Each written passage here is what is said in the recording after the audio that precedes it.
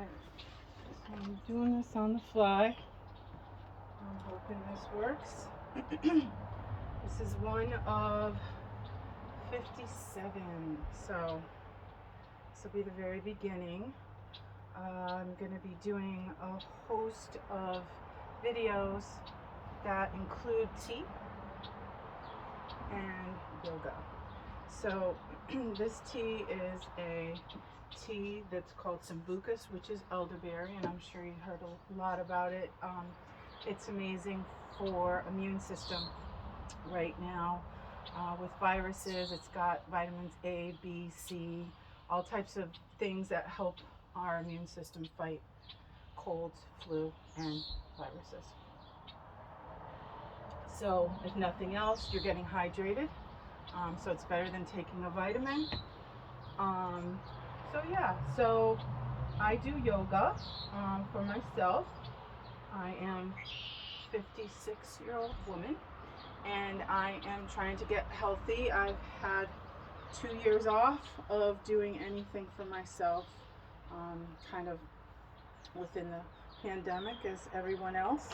So I'm just going to do a series of yoga poses, and this particular session will include everything that we can do on the floor. So there's not a lot of up and down. So you just want to get on your knees, and this is where we start to breathe. You're going to hear some background noises, but I figured, hey, if I don't start it now, I never will. So this is spring going into summer. So anytime you inhale, we're kind of bringing things in, and exhale, bringing things out. So do a few of those. Inhale through your nose, exhale through your mouth. Just allowing the breath to come all the way in. They say that comes in with spirit, and bring it all the way down into your solar plexus, which is the belly, the dantian. You'll hear these different terms. I'm Chinese herbalist, so I try to bring in different terms for you to hear and understand. These are ancient terms that have been used for healing. So the yoga breath work, if you've never done yoga before, really just helps you get centered, because we find when you're not centered, that's when things fall off, whether it's your immunity or something physical, your alignment in your body. So right now what we're going to do is we're just going to kind of shrug our shoulders. As we come up, we breathe up. As we go down, we breathe down. Just a few of those. Breathing in and breathing out. Breathing in. Shrug, shrug, shrug, hold, hold, hold, and we're always tightening. Every time we bring in, we're tightening everything, tightening those muscles around the spine. If you can grab your glutes and squeeze those, squeeze the shoulders, and then we let go. So a few of those, squeezing in and letting go. Again, that gives all the nervous system everything that they need just to let go. It's constantly working. We're giving it a moment of relief so it can work longer and better for us.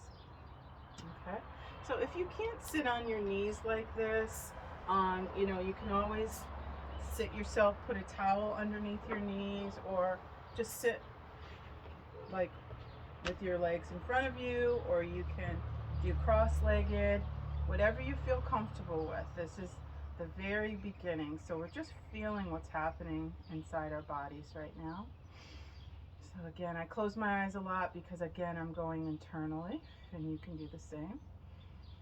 So just breathing in and letting go. And hopefully we're going to see a transformation with me, with you. We're all kind of transforming, going back into the real world. It's been a tough couple of years for us. So we want to be social. We want to have etiquette Okay, we want to feel good so we can treat other people better.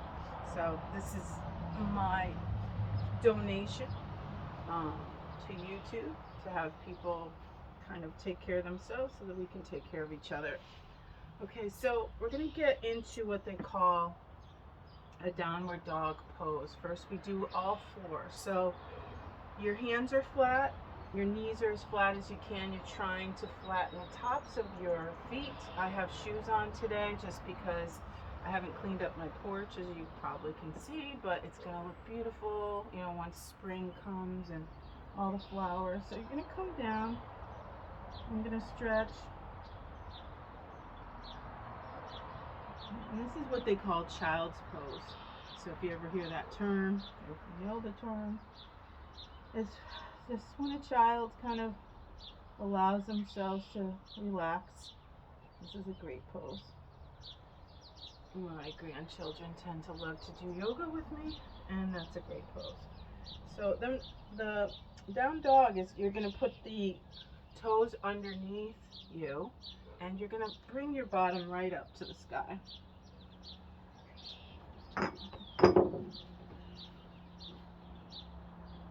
So this is, believe it or not, it's one of the hardest poses, but once you get it down, it's almost your favorite pose. Okay, so the heels of your hands are into the mat. You're going to try to flatten your feet as much as you can. Again, that's giving you a nice stretch down your calves. Your back is stretched. Your arms are stretched. This is an opposite motion that we normally don't ever do in real life. So your bodies really do like it. It's a balancing act. Okay, so we can come back down to child's pose. And again, every time you kind of exert yourself, you breathe out.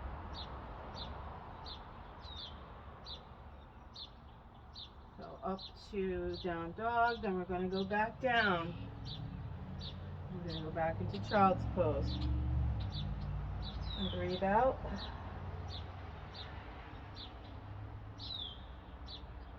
And we're going to come up, and again, as we come up, we're breathing out. Extending. And down. Okay, you're just going to have a seat. And you should start feeling things opening up and clearing, and just kind of check in with your body, feel where there might be areas that might be holding. I know I have some lower back stuff that wants to hold on, and I've been talking to it a lot. And again, you're breathing into those spaces that might feel like they're kind of stuck. All right? So we're going to do a little twist. So you're just going to walk your hands. We'll start the right side. And you're going to walk your hands as far as you can towards the back. And we're breathing into those spaces. It's a little bit of a twist, not a big twist. It's a small twist. And you look over that right shoulder. That's going to give you a nice, that was a nice piece that just flew over my head. Okay, and then we're going to twist to the left. And again, we're breathing out, when we exert, and looking over that left shoulder. Alright. And then we're just going to go back down into child's pose. With that back stretch, arm stretch. We're pushing into the palms of our hands and breathing. And slowly come up. Okay. So we're going to just kind of get right on the knees. Again, if you have some knee issues, I don't have put my towel down, but I'm just going to use this. If you have any knee issues, you can put a towel under your knees. Okay, and that feels really, really good. And we're going to do a pose. It's called Camel. I don't know why, but that's what it's called. You're taking the front of your body and you're imagining like you're pressing up against a wall. So you're squeezing your glutes nice and tight. and you're pushing, like you're pushing your whole front of your body, like you're trying to push a wall down, okay? And you're squeezing your shoulder blades together as if there's a pencil right between your blades. So you're squeezing and you're holding and you're squeezing and you're holding and you let go. Okay? So again, it's just another opposite motion. It's something we never ever do. There's a lot of muscles back there that really need relief. They're constantly holding us upright. And you'll find if you don't do these things, as you get older, gravity pushes you down and you're going to be doing that hunch thing. All right, so we want you to kind of get those shoulders back, right? Stomach in, squeezing the glutes, squeezing the shoulder blades together. Tuck in that chin too. You don't want to protrude your chin because that pulls your neck out of alignment. So we're going to tuck that chin in, make a little double chin situation. And you're pulling, pulling, pulling, pulling, pulling, pulling, pulling, and you let go. And again, just imagine you're pushing in the front, pulling in the back. All right, and we're going to do that one more time. Again, we're tuck, squeeze, squeeze, squeeze, and pushing the front of our body. We're pushing a wall down, push, push, push, push, push, and release. Come have a seat. Again, come back down, or again, if you're not comfortable here, you can always just kind of sit yourself back down. Take a little sip of my tea. So again, tea has so many great benefits. I drink it daily. I sell it, I make it, I love it. People who won't do medications or are on a lot of medications will benefit from tea. Tea works as a medicine if you do 2 or 3 cups a day. Most of mine are decaffeinated. I think I only have 2 or 3 with caffeine, but there's a reason for that. I will be teaching some classes where you will learn about different herbs and why you'd want to use that and integrate that into your day. So I am in Connecticut and I have a cafe called Auntie Berry's Cafe. I'll put all the links at the bottom of the video so you can find me there, and hopefully come, if you're local, you can come for classes. I will try to record them and put them on Patreon, so you can go ahead and view them there. Okay? All right, so we're just going to get right up. We're going to stretch. We're going to breathe. Okay, and again, you can put your hands behind your back and you're pulling back as we do camel. You're going to put your arms up to the left. This is a nice side stretch.